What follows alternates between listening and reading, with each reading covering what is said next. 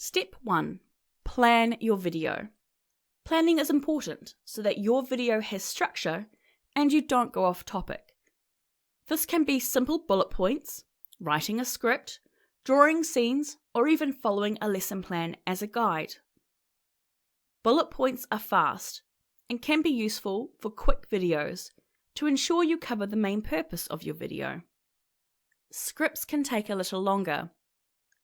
I write scripts so that I can more easily order my thoughts, and also I can use them as subtitles when I share my content on YouTube.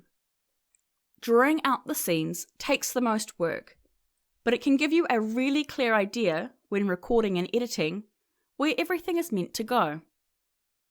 If making a video or videos for a specific lesson, your lesson plans can help order your thoughts. Make them modular. One thing to consider is to make your videos modular. This means breaking them into smaller parts, each covering only 1 or 2 related concepts.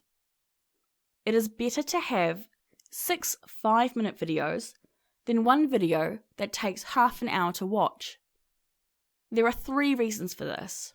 Focus. A 2 to 5 minute video will usually be more impactful than a 20 to 30 minute video. Ease of change.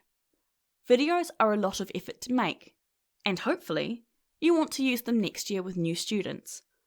But things become outdated over time.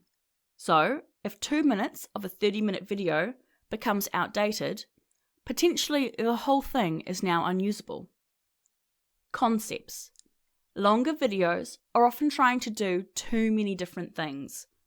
It is cleaner and more easy to follow if this is broken down a bit more. Typically, the message is easier to get across, and you, as the writer, will be more concise and ordered with your message if there is a smaller time frame. Audience and accessibility. Shift the tone of your videos for the purpose and for your audience. Is this for parents or kids or both?